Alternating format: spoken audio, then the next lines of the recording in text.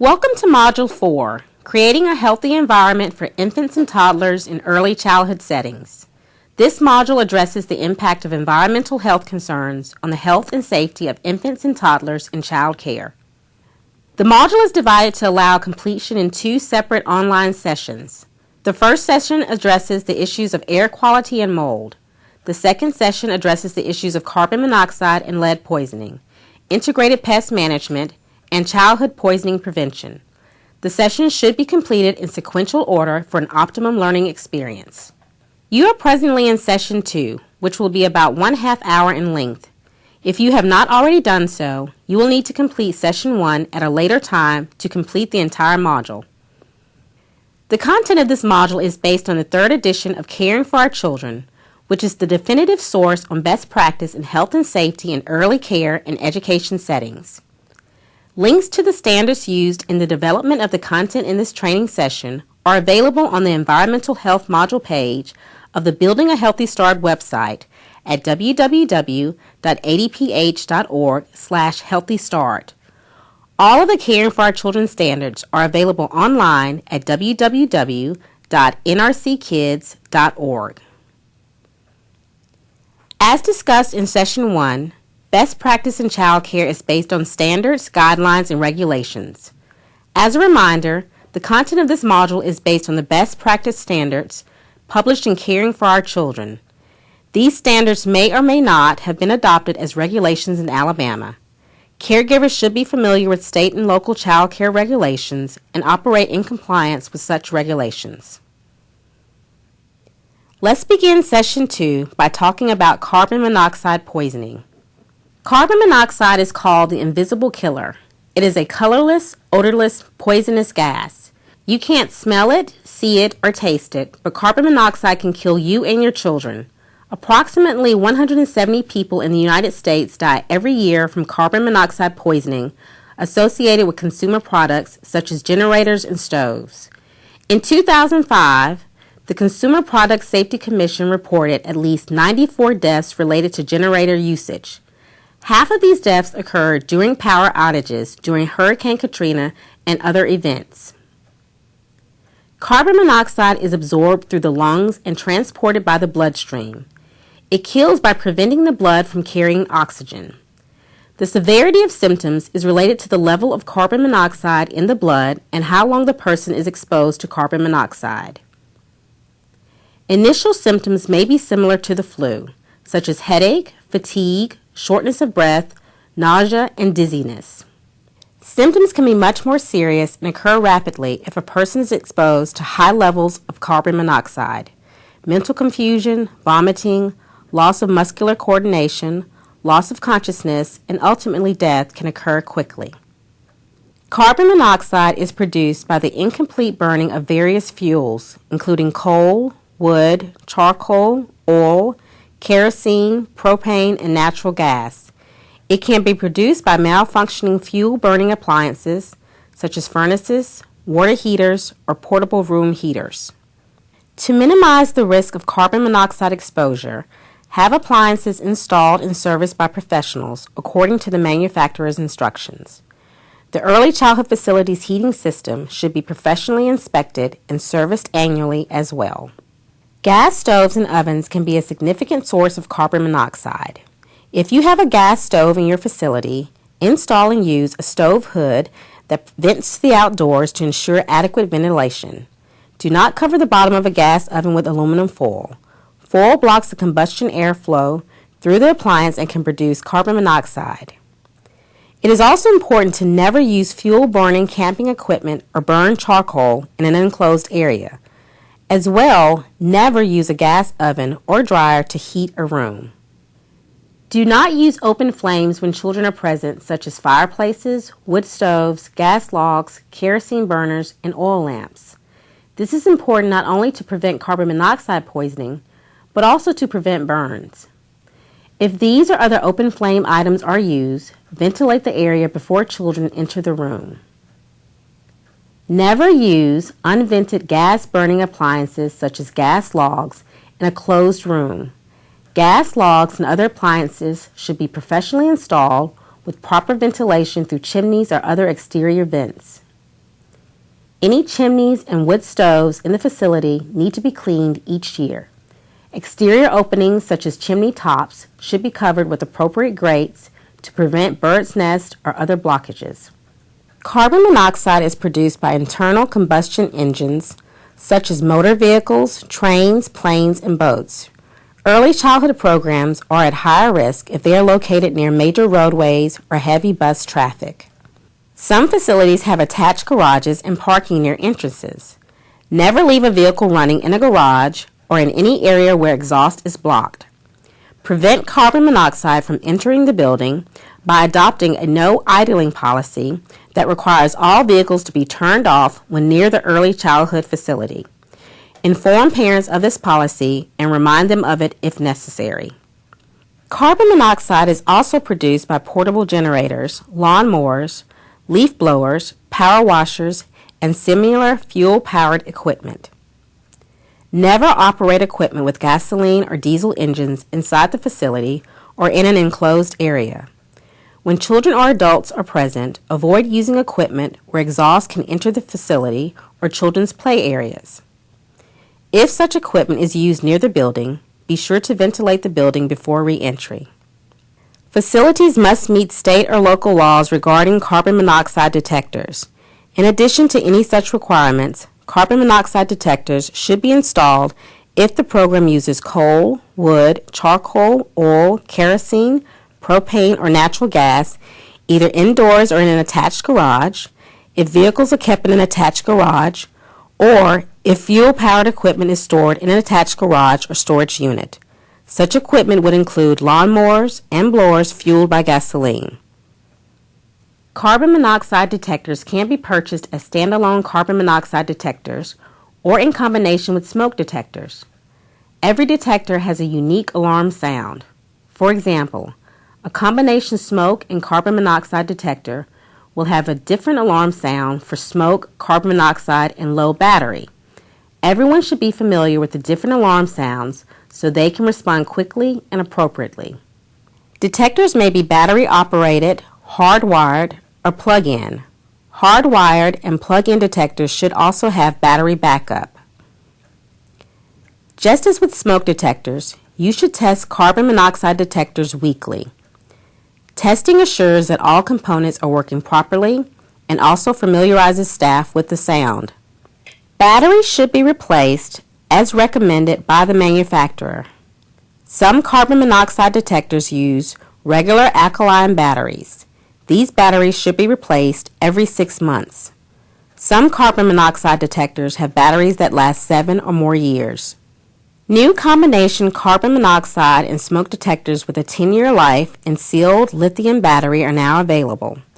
The 10-year period begins after you purchase the detector and activate the battery according to the manufacturer's instructions. Replace carbon monoxide detectors as recommended by the manufacturer. This may be after 5, 7, or 10 years. Replacement is recommended after this length of time because the components can start failing. The sensor may deteriorate, and the battery may begin to drain.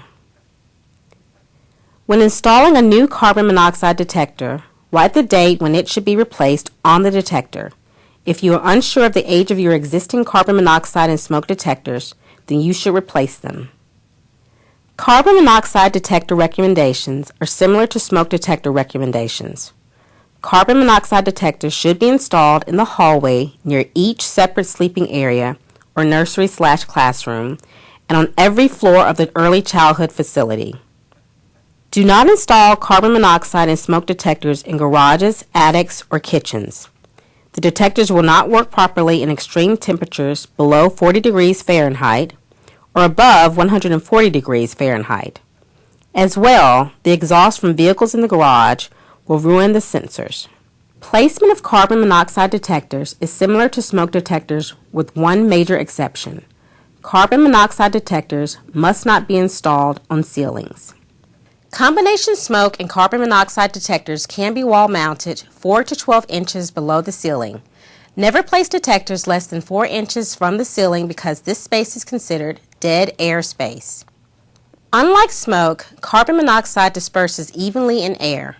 A standalone carbon monoxide detector can be placed lower on the wall, such as in a plug-in receptacle. Avoid placing detectors near heating and air conditioning vents, fans, and ceiling fans. In an actual event, the air movement may blow the carbon monoxide away from the unit, and therefore the alarm will not sound. Air movement from vents and fans can also blow debris into the unit. Additionally, avoid placing detectors in locations that may be covered by furniture or draperies, and remove dust from the carbon monoxide detectors because dust particles can damage the sensors and cause false alarms. Be sure that you know the alarm sound of the carbon monoxide detector. If the carbon monoxide detector alarm sounds, immediately move outside to fresh air. Once outside the building, call 911. Do not re-enter the facility until first responders give permission. Remember, carbon monoxide is an invisible, odorless killer. Carbon monoxide detectors save lives. Now let's talk about childhood lead poisoning, another risk for infants and toddlers. Lead is a neurotoxin. When inhaled or swallowed, it can act as a poison. There is no safe level of lead exposure. There are no noticeable symptoms of lead poisoning at low levels. The only way to find out if a child has lead poisoning is to test his or her blood.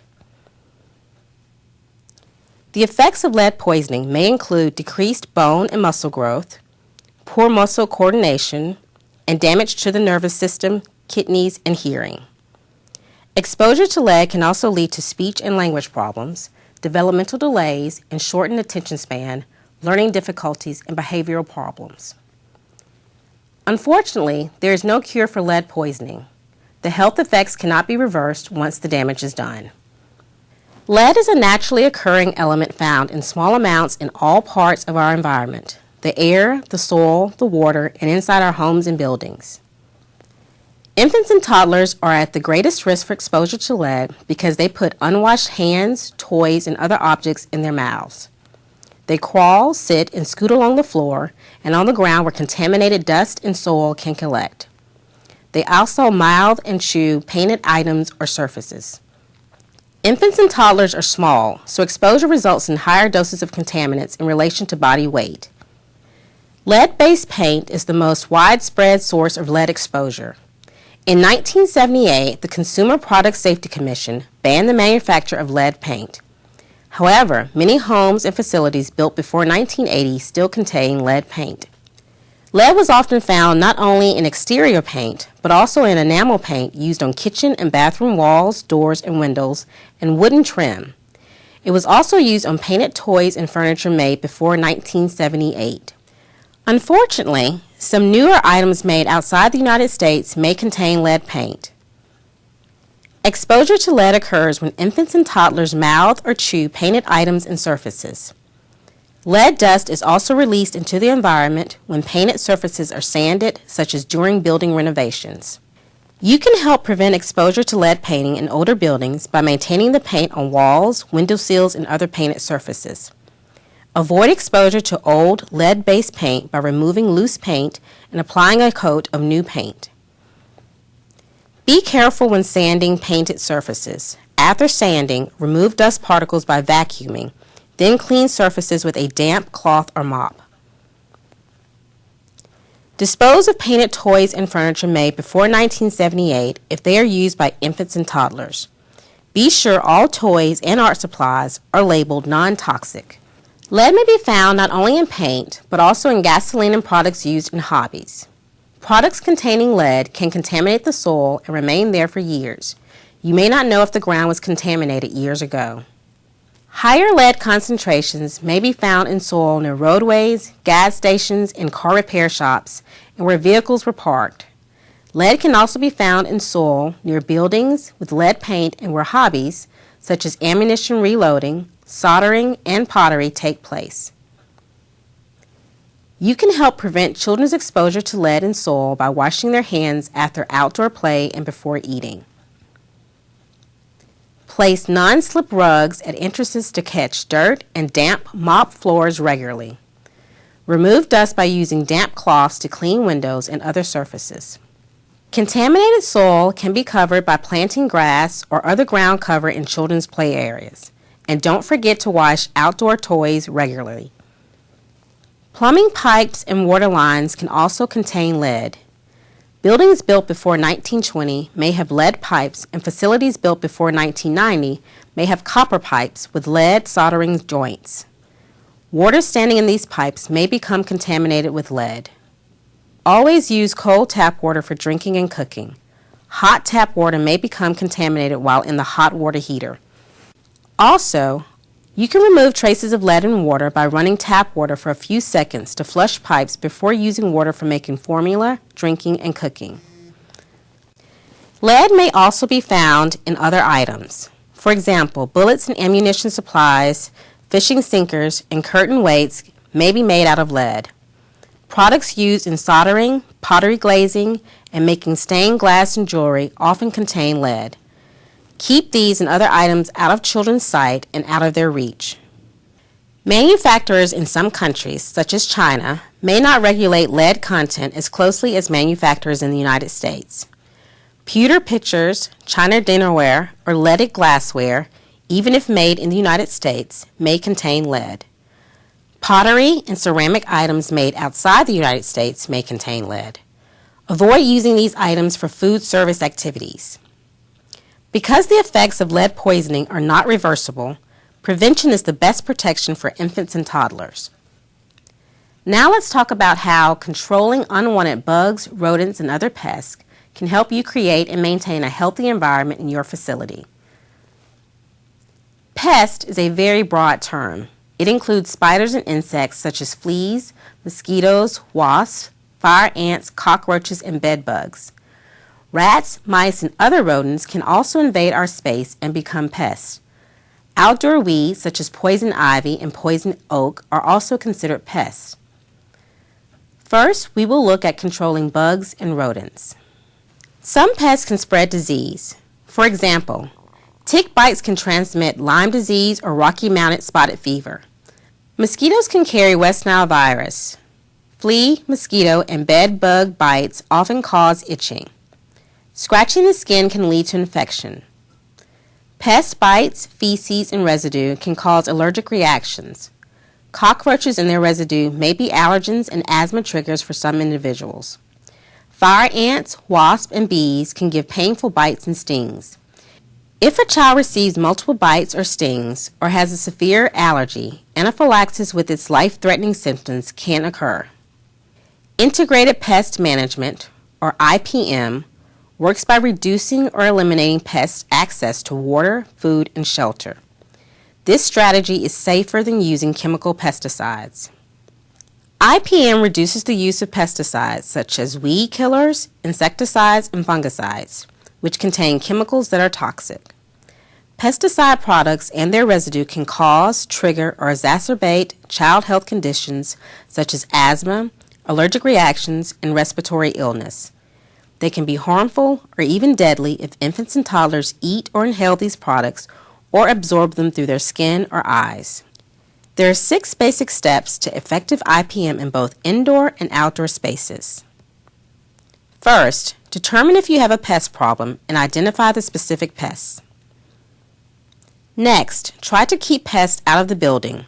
Pests live outdoors, but most pests are very happy to come live with you inside the building.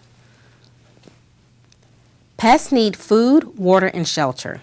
IPM works by eliminating their food and water sources and clearing out their hiding areas. If these steps do not control the problem, you may need to kill the pest. The first step is to monitor signs and identify specific pests that may be a problem. You can use your eyes to look for dead bugs, pest droppings, and evidence of nesting. Check under sinks, in cabinets, and in crawl spaces, attics, basements, and attached garages. Check food packages for evidence of gnawing. You can use your nose because rodents give off the smell of urine or ammonia. A musty smell may indicate moisture that attracts pests. And you can use your ears to listen for the pattering of rodents as they scratch, gnaw, or run. The second step is to keep pests out of the building by closing their doors. Even a tiny opening can allow pests to enter. Look both inside and outside the building for openings. You should caulk cracks, holes, and crevices such as where water pipes and electrical cables enter the building. Install and maintain tight seals around doors and windows. Only open windows with secure screens. Squirrels and other rodents can climb, so make sure attic vents have chew-proof screens. Some pests have their transportation provided. Inspect all boxes, bags, and food for pests before they are brought into the building. The next step is to identify the pests and what they eat. Then you can eliminate their food source. Clean up crumbs and spills quickly and clean food preparation and meal service areas after each use. Ants can be attracted by a single crumb or drop of grease. Inspect all foods, such as bags of flour and boxes of crackers. Dispose of any foods that show signs of insect or rodent damage. Food products should be stored properly, such as in sealed canisters. Trash should be disposed of daily or more often if necessary. Close trash bags securely and place outdoor trash in a tightly closed container. The fourth step is to eliminate the moisture necessary for insects and rodents to live. Excess moisture may be found in basements and near underground building foundations, under sinks, around toilets, and near outdoor water taps. You will remember from Session 1 that these are also prime areas for mold growth. Be sure to check for and repair leaks quickly, including dripping faucets. Appliances such as dishwashers, washers, and refrigerators should be regularly inspected and maintained. Check drip pans under appliances for standing water. Quickly clean up moisture from spills and leaks. The next step is to eliminate hiding areas inside the building by reducing clutter. Sort and file necessary papers, clean out closets, and organize shelves and storage areas. Controlling pests outside the building is the best way to reduce indoor pests and to prevent problems where children walk and play. Eliminate outdoor hiding places by raking leaves and organic debris away from the building and from underneath bushes. Eliminate pest pathways by trimming bushes and tree branches so they do not touch the building or roof. Firewood, stacked lumber, and similar materials are often home to rats and snakes as well as to insects. Store these materials well away from the building. Finally, for severe infestation, it may be necessary to kill pests. When possible, use traps and physical elimination devices such as roach motels, sticky traps, and mouse traps. Be sure these items are out of children's reach. When necessary, select appropriate pesticides. If chemical pesticides are required, use a licensed pest control operator. Require an IPM plan before pest control treatment begins. The plan should detail the methods and insecticides to be used and copies of the labels and safety information for each product. Know what pesticides are recommended and request the least toxic product. Ask how quickly and effectively the problem will be solved and find out about warranties. Even with pesticide use, IPM will require action on your part. It is important to find out what the pest control operator expects you to do. Be sure to review the handout, Integrated Pest Management, which can serve as a handy reminder of this information as you go about your daily work. Grass and ground cover can be part of the healthy outdoor early childhood environment. When properly maintained, it can reduce exposure to lead and other contaminants in the soil and reduce dirt and dust tracked into the building. For infants, toddlers, and young children, grass provides a softer surface for play and allows children to explore different textures and colors. And well-maintained grass and ground cover can improve the appearance of the facility and the play area. Healthy lawns and vigorous plants will crowd out weeds, reducing the need for herbicides and other chemicals. First, choose an appropriate turf grass and ground cover for your geographic area. You may contact a local garden shop or nursery for recommendations. For established lawns, mow grass regularly and at the proper height. Avoid scalping your lawn. Make sure mowers have clean, sharp blades to avoid damage. Leave the grass clippings on the lawn to recycle nutrients. Assure proper drainage. Standing water can damage plants and provides a breeding area for mosquitoes. As we mentioned at the beginning of the section, plants can be considered pests. Infants and toddlers are curious and often touch or eat plants.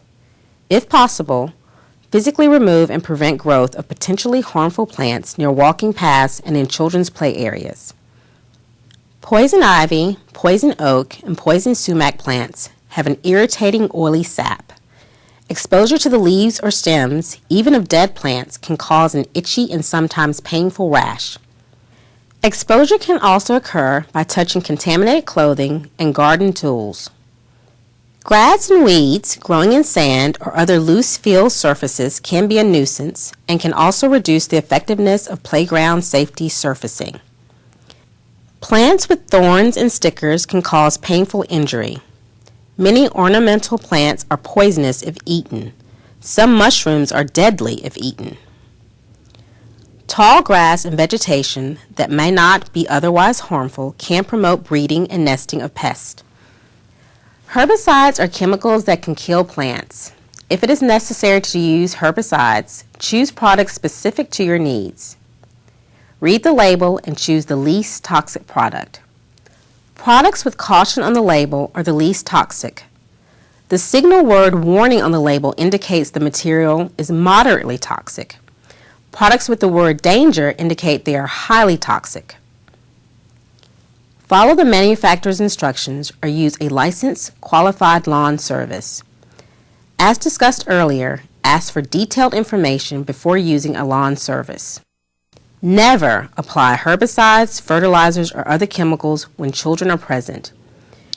Do not allow children in the area until it is safe, such as after watering and chemicals and allowing the lawn to thoroughly dry. Consider applying lawn chemicals during a weekend or other time when children will not be present. Remember, successful pest management can help you create and maintain a healthy environment for the infants and toddlers in your care. Let's finish this session by briefly discussing poisoning prevention. Poisoning prevention is essential when caring for children. Poisons can be solid, liquid, or gaseous substances. Look carefully throughout the early childhood environment and keep toxic substances out of children's sight and out of children's reach. Here are a few guidelines to prevent childhood poisoning. Check the label. All toys, art supplies, and other items used in the nursery and classroom must be non-toxic. Know the names of indoor and outdoor plants and be sure they are non-toxic. Contact the Poison Control Center if you are unsure about the safety of a plant. Do not use potentially harmful products such as cleaning supplies when children are present. Thoroughly ventilate the room before allowing children to enter. Medications, cosmetics, and personal care products are potentially harmful. Do not use or store these items in children's areas. Cleaning and other products should be sealed tightly and stored in the original labeled containers. Immediately return products to storage after use. Never store toxic products near food items and supplies. Remember, keep potentially harmful products out of children's sight, out of children's reach, and locked as necessary. The Poison Control Center number 1-800-222-1222 can be called from anywhere in the United States. This phone number works like the 911 system. Wherever you are when you call, it will connect you with the closest Poison Control Center. Poison Control Centers are staffed with doctors, pharmacists, and registered nurses who can provide assistance 24 hours a day, 7 days a week, and 365 days a year.